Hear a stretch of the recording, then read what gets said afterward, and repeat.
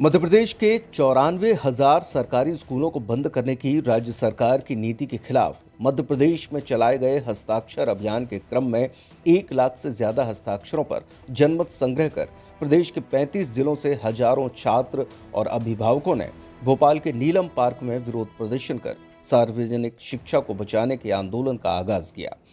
महात्मा ज्योतिबा फुले, जिन्होंने देश में सभी को शिक्षा दिलाने की लड़ाई लड़ी और सैकड़ों स्कूल खोले, उनके संघर्ष को याद करते हुए इस प्रदर्शन में राज्य के लाखों छात्रों के भविष्य को बचाने का संकल्प लिया गया।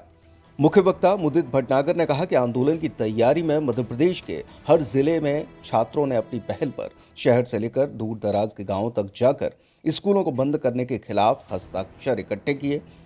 छतरपुर, टीकमगढ़, गुना, राजगढ़, सीहोर, भोपाल, विदिशा, दतिया, अशोकनगर और भिंड सहित 35 जिलों में एक एक जिले में स्कूल, कॉलेज, कोचिंग, हॉस्टल, सभी जगह छात्रों, अभिभावकों और शिक्षकों का भरपूर समर्थन इस आंदोलन को मिला। कई जिलों में लोगों ने स्कूल बचाओ रैलियां आयोजित की, जिनमें सैकड़ों छात्र, अभिभावक अपने बच्चों के भविष्य की चिंता कर कई किलोमीटर दूर रैलियों में शामिल हुए। आंदोलन की तैयारी में सैकड़ों स्कूल जर्जर हालत में मिले। कई गांवों के स्कूल बंद मिले, जहां पढ़ने वाले छात्रों का भविष्य अब अंधकार में है। प्रदेश में 2015-16 में जहां 1,21,000 से ज्यादा सरकारी स्कूल थे, वहीं पिछले कुछ सालों में 29,000 से ज्यादा स्कूल बंद हो गए हैं, जो कि देश में सबसे ज्यादा हैं। इसके चलते प्रदेश में विगत 10 सालों से लगभग 50 लाख छात्र ड्रॉप आउट हो चुके हैं। उन्होंने सरकारी स्कूलों को बचाने, शिक्षकों की स्थायी भर्ती, जर्जर भवनों के जीर्णोद्धार सहित छात्रों की सुरक्षा की मांग उठाई। उत्तर प्रदेश से आए स्कूल बचाओ संघर्ष समिति के प्रभारी दिलीप सरवार ने अपने अनुभवों को साझा करते हुए बताया कि राष्ट्रीय शिक्षा नीति 2020 के तहत देश के विभिन्न राज्यों सहित उत्तर प्रदेश में हजारों स्कूलों को बंद करने की साजिश लाई गई है। इसके खिलाफ उत्तर प्रदेश के छात्रों और आम जनता ने भी जोरदार आंदोलन चलाया और उत्तर प्रदेश के 5,000 से ज्यादा सरकारी स्कूलों को बंद होने से बचाया। विशिष्ट अतिथि के तौर पर विख्यात साहित्यकार और शिक्षाविद सुरेंद्र रघुवंशी ने आंदोलन के समर्थन में अपनी उपस्थिति दर्ज की और स्कूल बचाओ भविष्य बचाओ आंदोलन को आगे बढ़ाने की अपील की।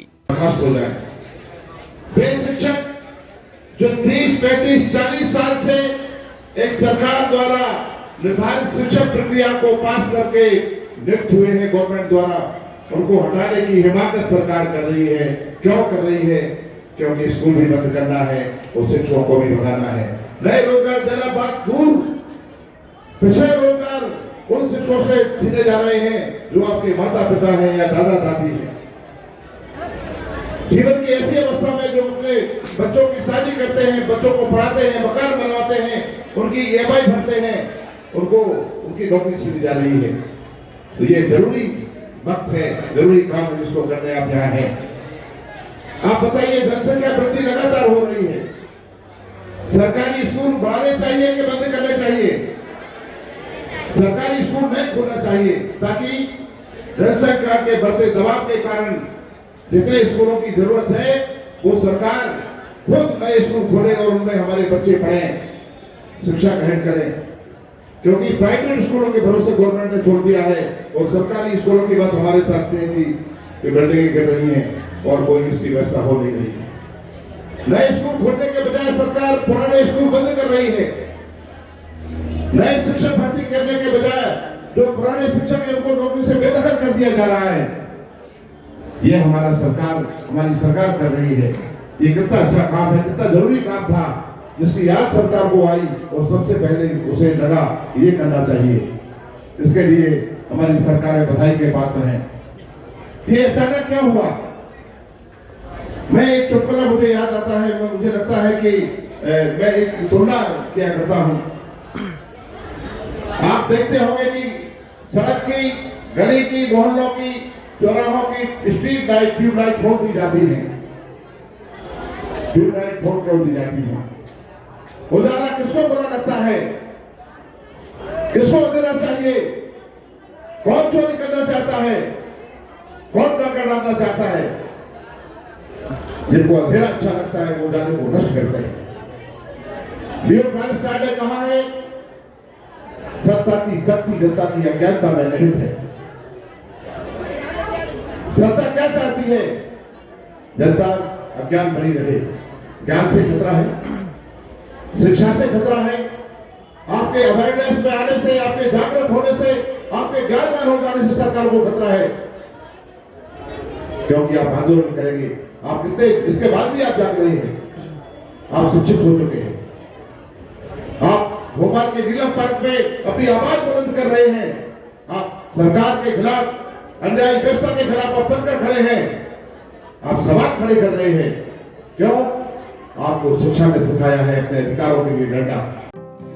नर्मदा केयर अस्पताल छतरपुर का एकमात्र सर्व सुविधा युक्त अस्पताल, जहां 24 घंटे मिलती है आपातकालीन और नियमित चिकित्सा सेवाएं।